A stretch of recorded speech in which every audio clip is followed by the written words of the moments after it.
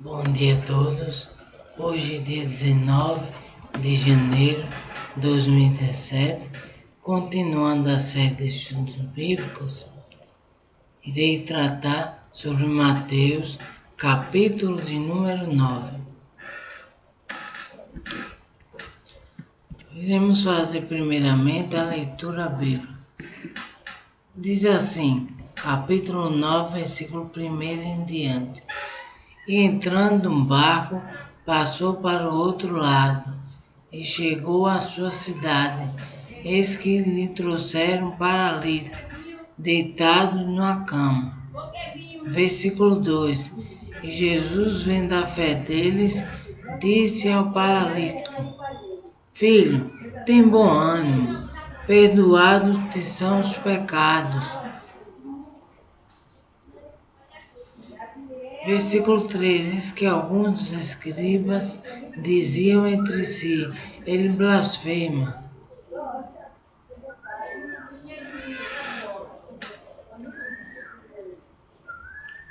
Mas Jesus, versículo 4: Mas Jesus, conhecendo seus pensamentos, disse: Por que pensais mal em vossos corações? Pois qual é mais fácil, dizer perdoado te são os pecados, ou dizer ao paralítico: Levanta-te e anda? Versículo 6. Ora, para que saibais que o Filho do Homem tem poder na terra e autoridade para perdoar pecados, disse ao paralítico: Toma a tua cama e vai para a tua casa.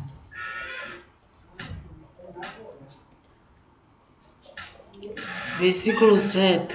E levantando-se foi para a sua casa. Versículo 8. E a multidão, vendo isso, maravilhou-se e glorificou a Deus que dera tal poder aos homens. Versículo 9. E Jesus, passando adiante dali, viu assentado na alfândega um homem chamado Mateus e disse-lhe: Segue-me. E ele, levantando-se, o seguiu. E aconteceu que, estando ele em casa, sentado à mesa, chegaram muitos publicanos e pecadores, e sentaram-se juntamente com Jesus e seus discípulos. E os fariseus, vendo isto, disseram aos seus discípulos: Por que come o vosso mestre com os publicanos e pecadores? Jesus, porém, ouvindo, disse: Não necessitam de médicos são, mas sim o doente. Versículo 13. Ide, porém, e aprendei o que significa misericórdia quero, e não sacrifício. Versículo 14. Então chegaram ao pé dele os discípulos de João, dizendo: Por que jejuamos nós e os fariseus, muitas vezes os teus discípulos não jejuam? E disse-lhe Jesus: Podem, porventura, andar tristes os filhos das bodas, enquanto o esposo está com eles?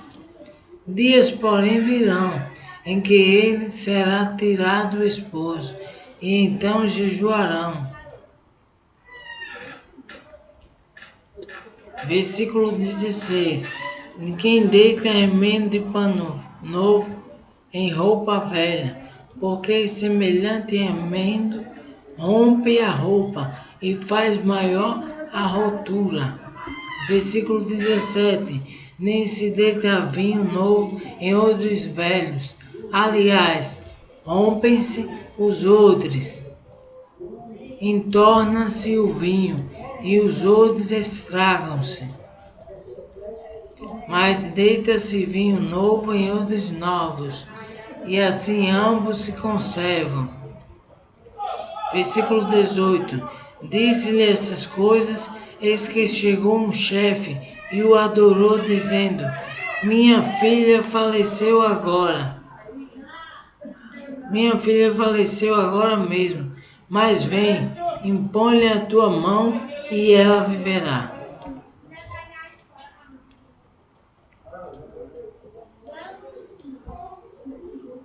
Versículo 20, eis que a mulher que já 12 anos padecia de um fluxo de sangue, chegando por detrás dele, tocou a orla de sua veste, ou de sua roupa, porque dizia consigo, se eu tão somente tocar a sua roupa, ficarei sã. Jesus, voltando-se e vendo-a, disse, tem ânimo, filha, a tua fé te salvou. Imediatamente a mulher ficou sã. E Jesus, chegando à casa daquele chefe e vendo os instrumentistas e o povo em alvoroço, disse-lhes, retirai-vos que a menina não está morta, mas dorme. E riram-se dele.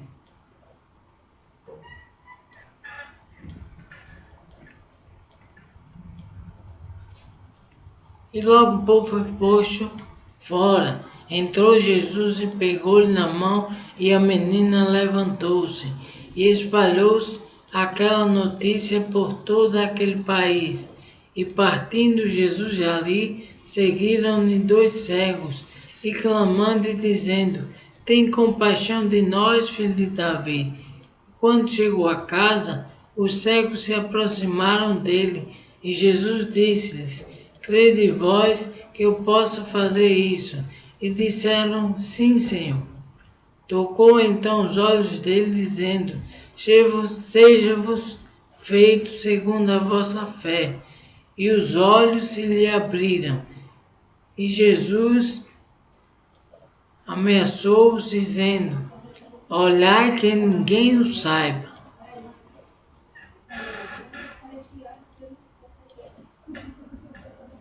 Mas eles, saído, divulgaram a sua fama por toda aquela terra, e havendo eles retirado, trouxeram-lhe um homem mudo e endemoniado, e expulso o demônio, falou mudo, e a multidão se maravilhou, dizendo, nunca tal se viu em Israel.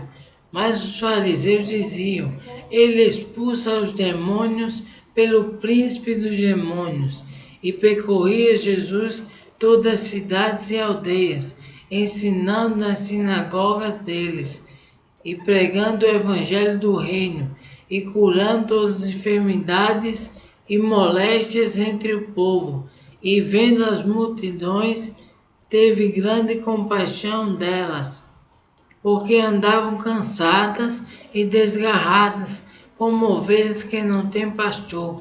Então disse aos seus discípulos, a seara é realmente grande, mas poucos ceifeiros. Rogai, pois, ao Senhor da seara que mande ceifeiros para a sua seara.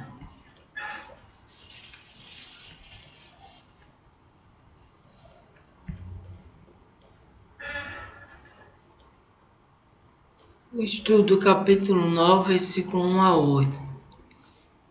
Jesus, deixando Decápolis, como lhe havia sido solicitado, Jesus passou para a margem oeste, a sua cidade.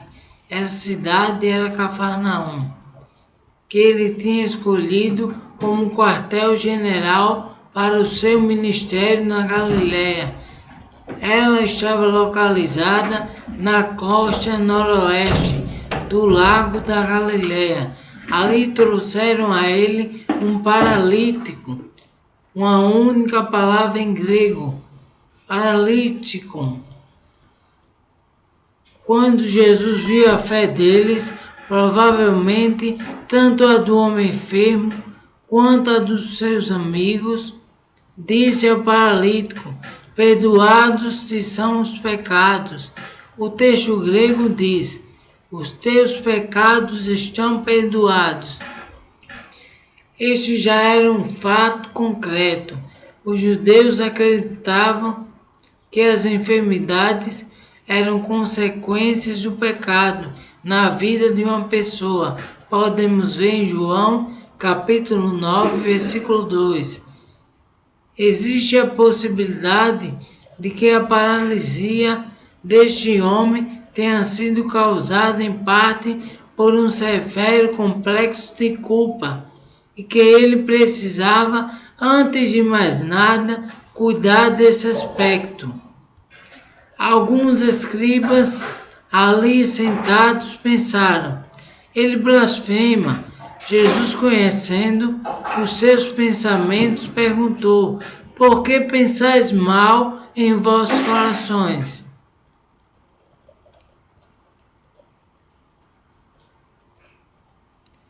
A absolvição do homem pecador, colocou Cristo em uma posição difícil no conceito desses fariseus. Ou ele era o Filho de Deus, ou como os escribas disseram, segundo o ponto de vista deles, ele era um blasfemo. Ele já tinha demonstrado suficientemente a sua divindade.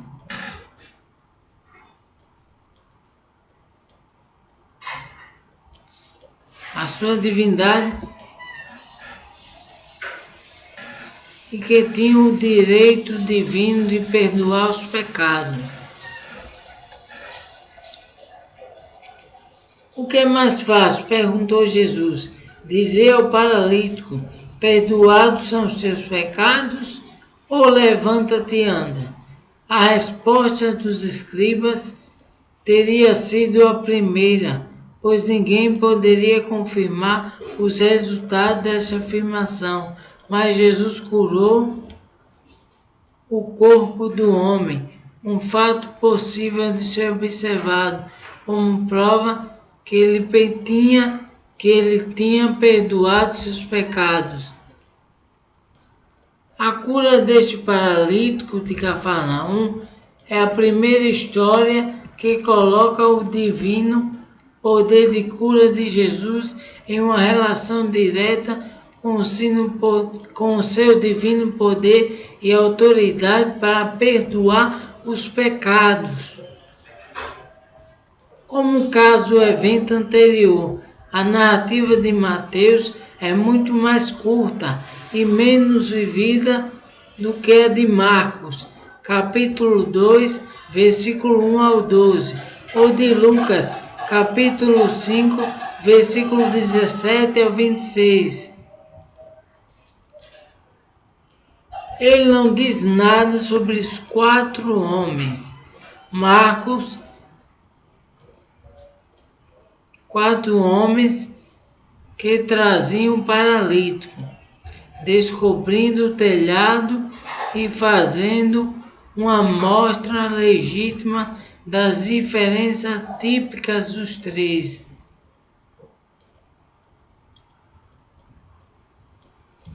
Típica dos 3 evangelhos no tratamento do material da narrativa. Para Mateus capítulo 9, versículo 9 a 17. Quando Jesus estava saindo de Cafarnaum, ele viu um homem chamado Mateus, que tem por sobrenome Levi. Marcos capítulo 2, versículo 14 e Lucas capítulo 5, versículo 27, sentado na alfândega. Isso pode sugerir uma alfândega perto do cais da cidade, onde os peixes eram examinados e os impostos sobre eles eram coletados. Outra possível tradução é o lugar onde os impostos eram pagos. E poderia se tratar de uma praça de pedágio na grande estrada entre Damasco e o Egito, onde caravanas eram obrigadas a pagar o pedágio sobre os bens que levavam. Os romanos exigiam que os judeus pagassem impostos por cada árvore frutífera, cada poço, cada pedaço de terra e cada animal que eles possuíssem. Essa taxação parecia opressiva, e o fato de ser imposta por estrangeiros era particularmente ofensivo. Para esse coletor de impostos, Jesus disse: segue-me. Mateus imediatamente levantando-se o seguiu. Então vejam que Mateus não trocou palavras, apenas era sabedor de tudo que acontecia em volta, nas cercanias de onde ele vivia, sabia de tudo que acontecia, que Jesus operava. Ele resolveu se levantar e seguir a Jesus.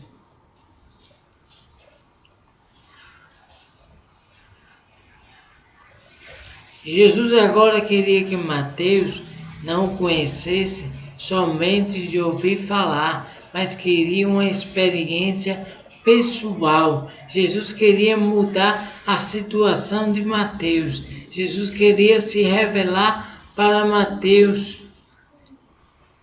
como o dono do ouro e da prata, como aquele que ele não precisava cobrar nada. Pelo contrário, Jesus iria o abençoar agora, de agora em diante.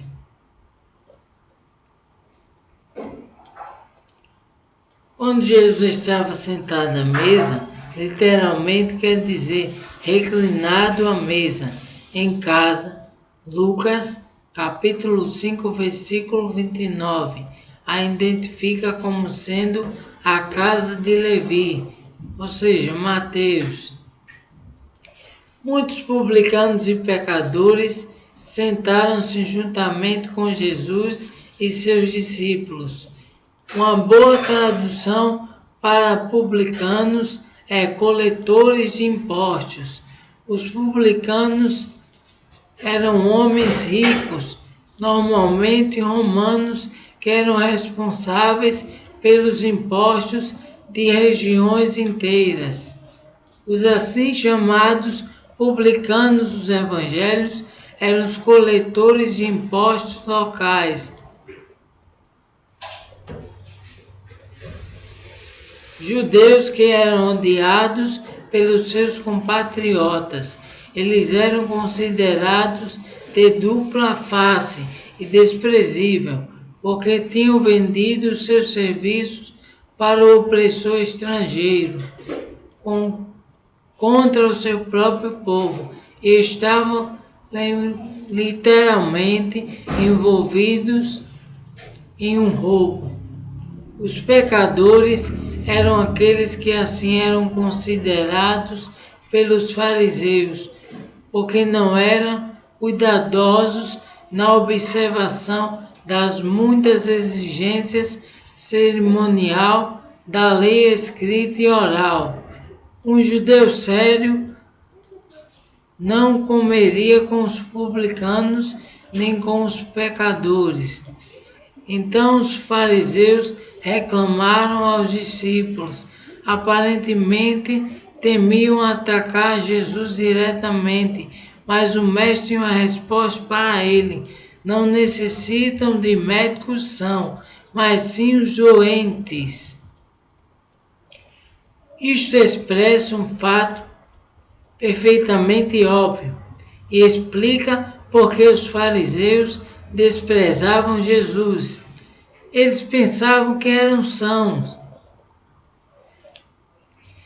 O mestre então cita Oséias, capítulo 6, versículo 6. Misericórdia quero e não sacrifício. Uma das ideias dominantes dos profetas menores é a exigência da justiça, mais que o ritualismo. Isto é o que esta declaração do Antigo Testamento significa. Ela continua válida hoje em dia.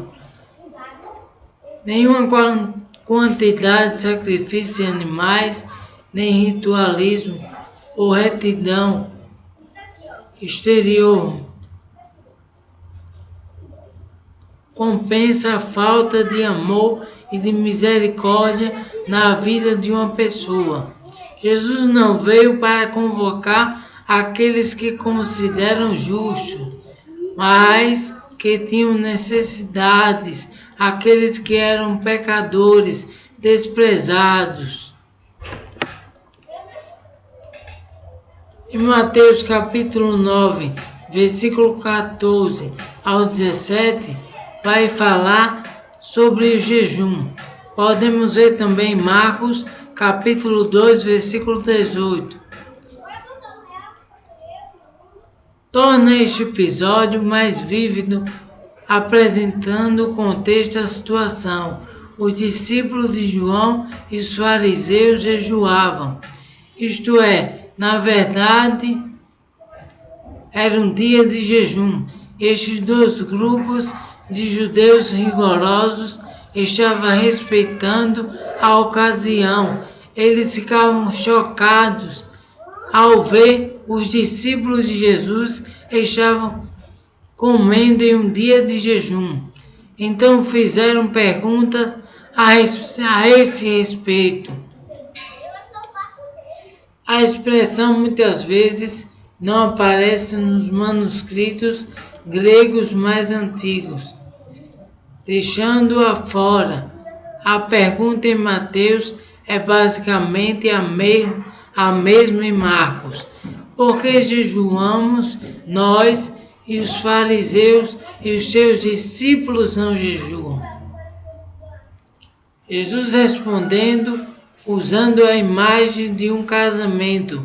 Os filhos das bodas significa os amigos do noivo, eles não podem andar triste.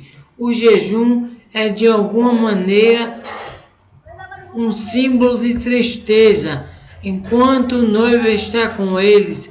Mas Jesus indicou que chegaria uma época em que ele seria levado e então seus discípulos iriam jejuar.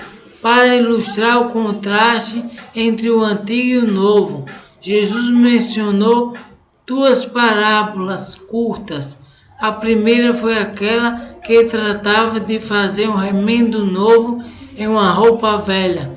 Quando a roupa fosse lavada, o remendo novo iria encolher e esticar a extremidade da roupa previamente encolhida.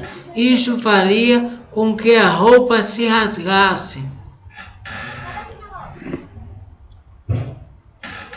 O segundo exemplo foi de colocar vinho novo em outros velhos. Eles não tinham garrafas de vidro naquela época. Ao invés disso, usavam bolsas feitas de pele de cabra. A carcaça era removida e a pele era costurada, exceto pelo pescoço. Ainda se pode ver pessoas na Palestina enchendo bolsas de pele de cabra com água em fontes. Se um vinho novo for colocado em uma pele nova ou fresca, a pele irá esticar devido à fermentação e expansão do vinho. Mas se o vinho novo for colocado nas peles velhas, quebradiças e já esticadas, será um desastre. As peles secas e esticadas não têm capacidade para esticar, mas pela atuação da fermentação do vinho novo. Ao invés disso, elas irão arrebatar em algum ponto, e tanto o vinho quanto a pele se perderão. A explicação é clara. As novas verdades do cristianismo não devem ser aplicadas às antigas formas do judaísmo. Os primeiros capítulos do livro de Atos dão ideia das dificuldades envolvidas na substituição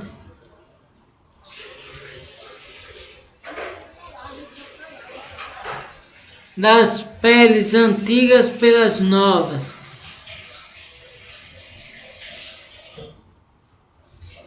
As instituições entrincheiradas podem achar e são incapazes de guardar as novas verdades.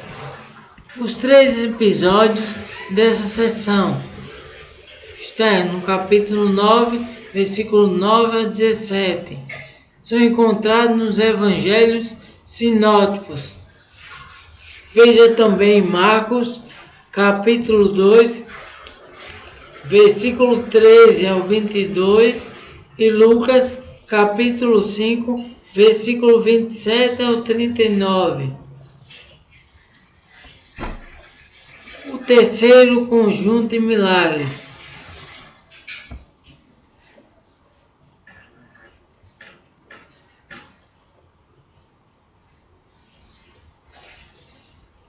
Jesus foi abordado por um chefe da sinagoga, Jairo. O nome dele é dado em Marcos, capítulo 5, versículo 22, com um pedido que ele viesse e colocasse a mão na cabeça de sua filha.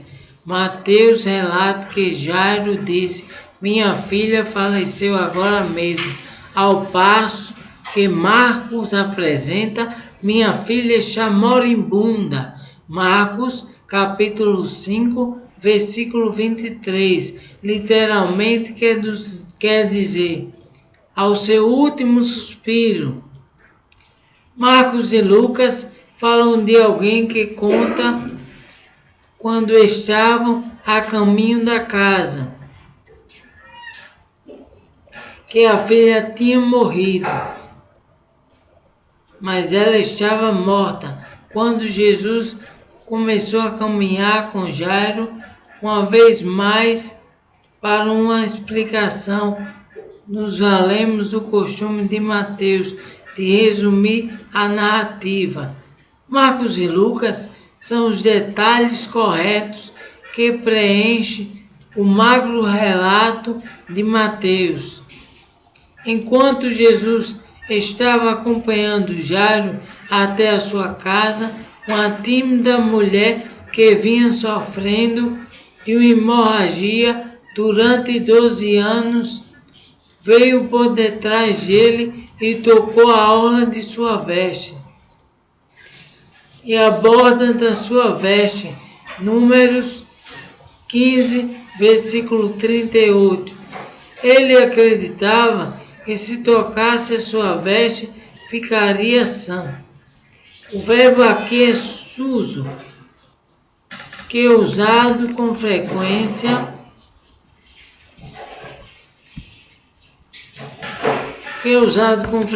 nos evangelhos e algumas vezes no livro de Atos, significa a cura física, mas nas epístolas ela é usada regularmente significando a salvação espiritual.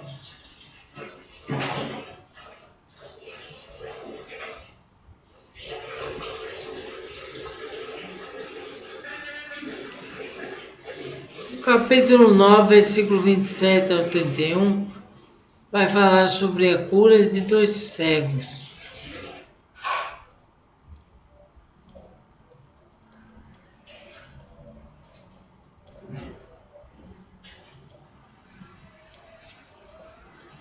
Os 2 cegos falavam: tem compaixão de nós, filho de Davi. Filhos, observa, eles o aceitavam como líder messiânico, esperado, que iria fazer as maravilhosas obras de misericórdia mencionadas em Isaías capítulo 35, versículo 5.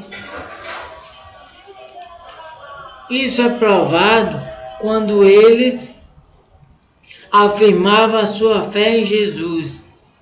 Jesus respondeu: seja-vos feito segundo a vossa fé.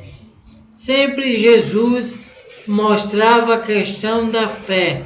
O ser humano poderia ter bons status, Jesus não estava olhando para isso, Jesus estava olhando para o interior do ser humano.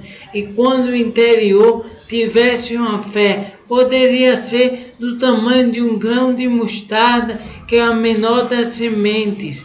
Jesus já olhava para o ser humano com um olhar sobrenatural e via ele curado, e via ele modificado.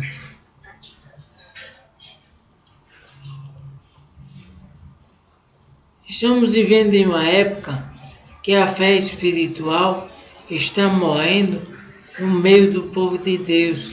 Pessoas que não creem mais que os cegos podem enxergar, que os paralíticos podem andar, que os surdos podem ouvir.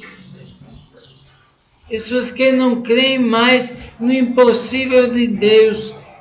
Mas mesmo que você creia ou não creia, Jesus operou um milagre na vida desses dois cegos.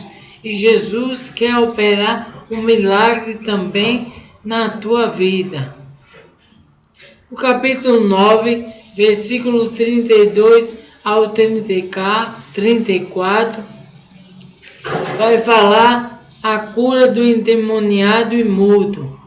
Os evangelhos mostram a possessão demoníaca como causando a demência. E aqui causa a mudez. A pessoa fica muda, sem ouvir, sem falar. A pessoa fica sem falar, fica muda. Quando libertado do domínio, o homem falou novamente. A multidão se maravilhou com o poder de Deus.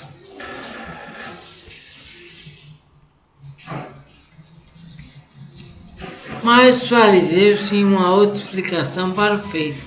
Eles disseram que Jesus estava expulsando os demônios por meio do príncipe dos demônios. Está no versículo 34 do capítulo 9. Esta era uma perversão moral por parte daqueles líderes religiosos, confundindo o demoníaco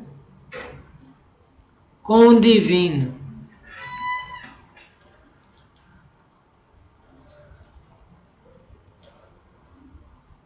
Então eles trocavam o santo pelo profano.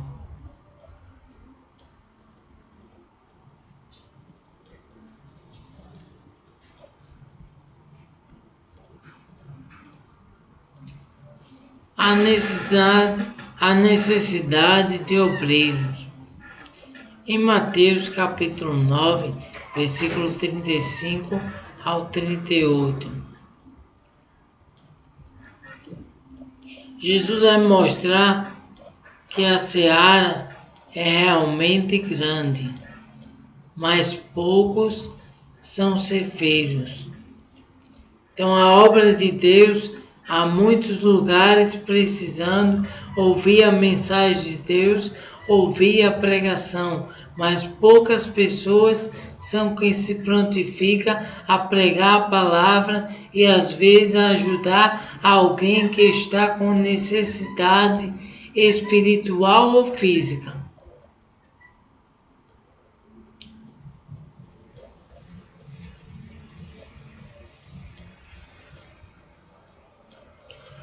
Jesus estava movido de compaixão. Literalmente quer dizer, Jesus estava dominado pela compaixão.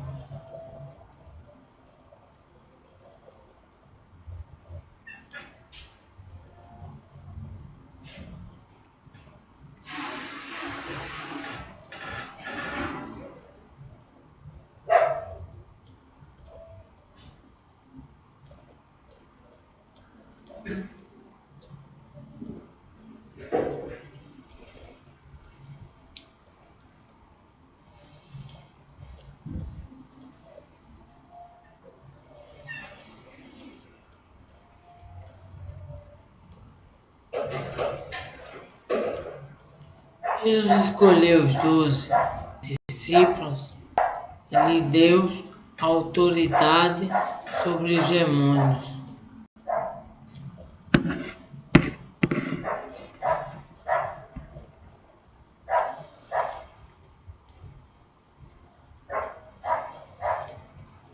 É o que iremos ver no próximo estudo bíblico. Iremos ver Mateus capítulo 10. Que Deus possa continuar abençoando a todos. Que vocês tenham um ótimo dia e permaneçam examinando as Escrituras.